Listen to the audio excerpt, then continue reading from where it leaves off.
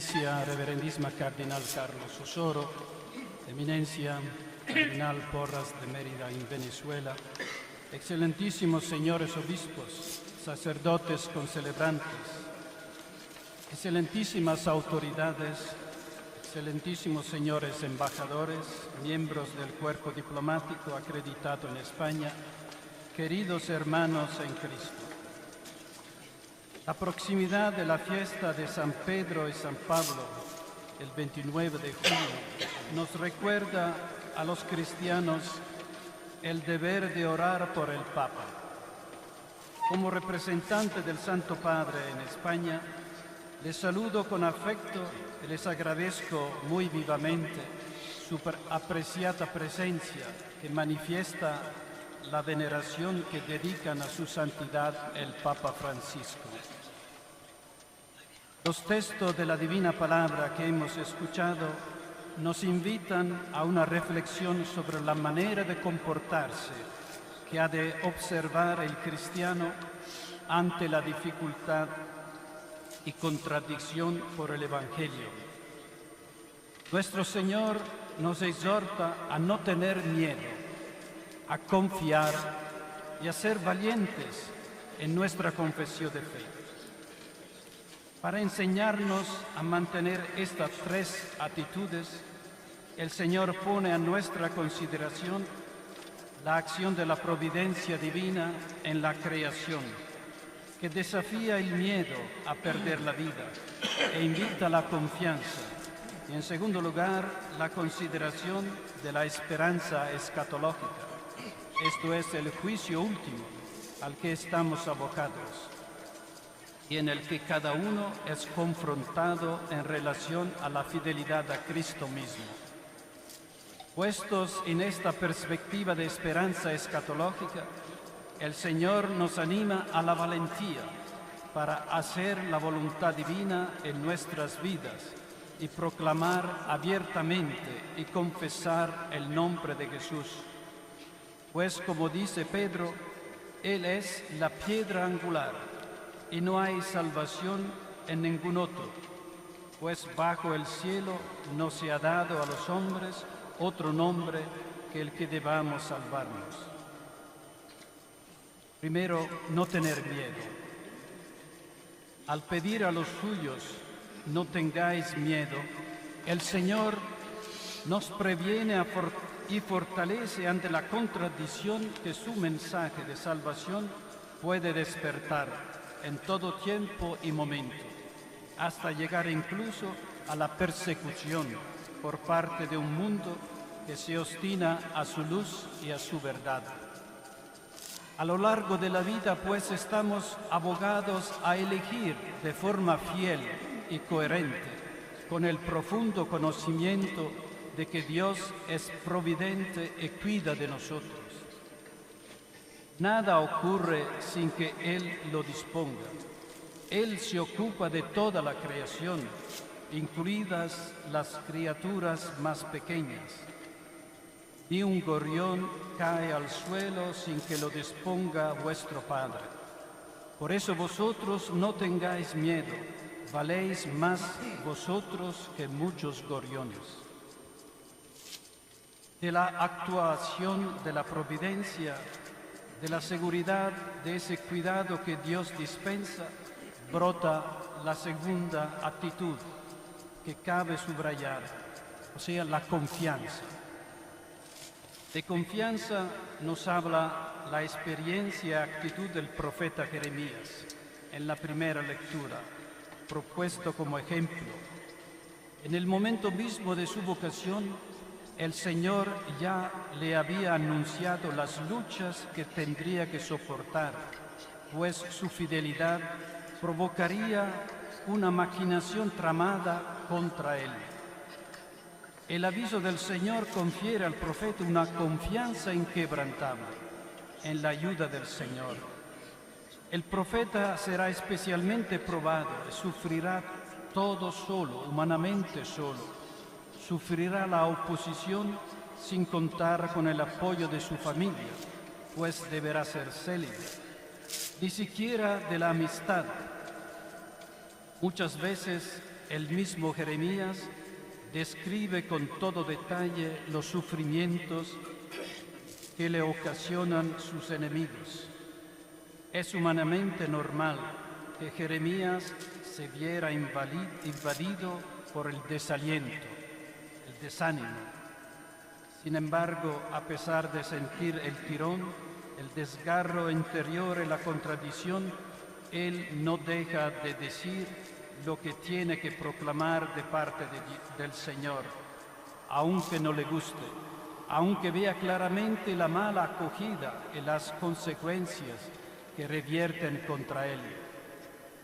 Él habla en nombre de Dios, dirá siempre: el Señor es mi fuerte defensor. Esta confianza en Dios extrema se traduce en su oración a Dios, que libró la vida del pobre de manos de los impíos. Mirando al profeta y a las instrucciones del Señor, nos preguntamos: ¿quién confía de verdad? Confía el que con toda claridad y sin dudas afirma la doctrina de Cristo, convencido de que ésta en sí misma y por sí misma es eficaz. Quien no es fiel y piensa en su comodidad o intereses personales, en realidad no cree en la eficacia de la obra de Cristo, que ha de ser manifestada a todos abiertamente, tal cual es sin temor. Lo que os digo en la oscuridad, decidlo a la luz, y lo que os digo al oído, pregonadlo desde la azotea. Al exponer el querer de Dios que ilumina el corazón de cada hombre y da sentido a su existencia, el cristiano tiene que desinstalar la seguridad en los medios puramente humanos y personales. Y además, como previene el mismo Señor, debe cuidarse del engaño de sobredimensionar lo material, lo puramente sensible y tangible, como si esta realidad física poseyese por sí misma e en sí misma una razón intrínseca, independiente y desconectada de un alma capaz de Dios. Tal planteamiento no puede ser la piedra angular en la construcción de la vida personal y social. Este proyecto, como nos descubre la palabra de Cristo hoy proclamada, es un engaño del maligno, puesto al descubierto por el Maestro Divino cuando dice a los suyos: no tengáis miedo a los que matan el cuerpo, pero no puede matar el alma. No, temed al que puede llevar a la perdición alma y cuerpo, a la gehenna. Es el Señor que nos da la fuerza para seguir adelante, para caminar, que nos da la valentía y la confianza. Por último, estamos llamados a ser valientes, a tener el valor de ser coherentes con lo que prometimos en el bautismo y renunciar para siempre a aquello a lo que entonces renunciamos.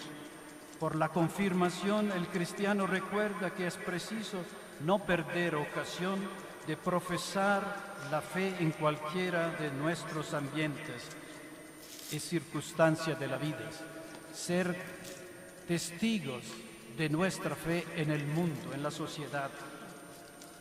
A veces pueden darse ocasiones difíciles en el seno de nuestra vida familiar y profesional, resultando a causa de una opción por la doctrina del Evangelio, una situación complicada, que nuestras amistades se aparten de nosotros, que se reduzcan nuestros ratos de ocio porque, por ejemplo, no hemos negado a ceder a una mala costumbre, etc. Siempre existe para cualquier discípulo de Cristo una especie de martirio, muchas veces oculto, pero que por ello es de menor valor y grandeza. No lo es. Es preciso, pues, que todo cristiano se revista de valor, se fíe de la providencia y aprenda a alabarla y a pedirle la fuerza que le haga capaz de perseverar en su camino y confesar al Señor delante de los hombres, recordando siempre las palabras del Señor: a quien se declare por mí ante los hombres, yo también me declararé por él ante mi Padre que está en los cielos. Si uno me niega ante los hombres, yo también lo negaré ante mi Padre que está en los cielos. Importante otra consideración también sobre el cuidado de Pedro y sus sucesores, manifestación de la providencia del Señor. Cuando falta la fe en la providencia, en el cuidado amoroso de Dios por nosotros, cuando se diluye la esperanza de la vida eterna, una fuerza que no es de Dios exalta nuestra soberbia, nuestro amor propio, y moldea pautas de conducta siguiendo un capricho de felicidad ilusoria. Por eso entra en los designios de la providencia del Señor, forma parte del cuidado amoroso que Él dispensa, la referencia inexcusable de Pedro y sus sucesores, que proclama la fe en el Hijo de Dios y a la luz del Verbo encarnado orienta y dirige a toda la Iglesia en su paso por el mundo. El papato es simplemente providencial. Recuerdo cuando era nuncio en Indonesia, algunos protestantes, grupos de diferentes religiones, decían: ustedes tienen la suerte de tener el Papa como guía, como líder para la Iglesia. Esta providencia nos recuerda las palabras de Papa San León Magno en toda la Iglesia. Pedro afirma cada día: tú eres el Mesías, el Hijo de Dios vivo. Y también Pedro, manteniéndose en la firmeza de piedra que recibió, no suelta el timón de la Iglesia. Ahora el Papa Francisco está guiando la Iglesia con su testimonio de fe. Nos invita a la valentía que disipa todo temor, cuando presenta en su enseñanza la confianza en Dios Padre, el amor incondicional de su Hijo Jesucristo, que manifiesta el rostro misericordioso del Padre, que perdona, y la llamada a ser cristianos comprometidos, no turistas espectadores, cristianos involucrados en la misión de la Iglesia en el mundo. La esperanza, nos dice el Papa, quizás sea la virtud que menos se entiende, pero es la más fuerte. La esperanza, vivir en esperanza, vivir de esperanza, siempre mirando adelante con valentía, son palabras del Papa. Alguno podrá decirme: sí, Padre, pero hay momentos duros donde todo parece oscuro. ¿Qué debo hacer en esos momentos?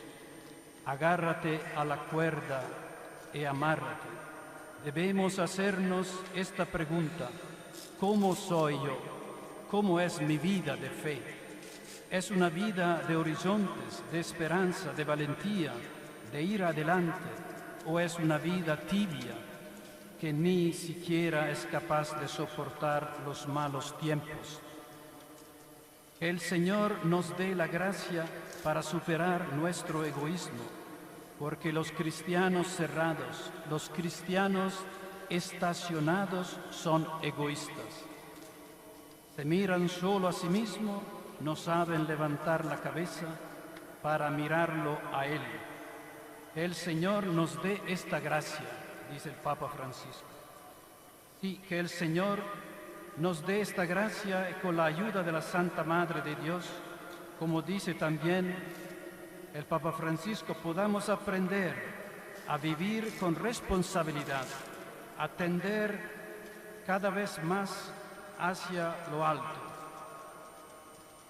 Siempre adelante con esperanza, que así sea.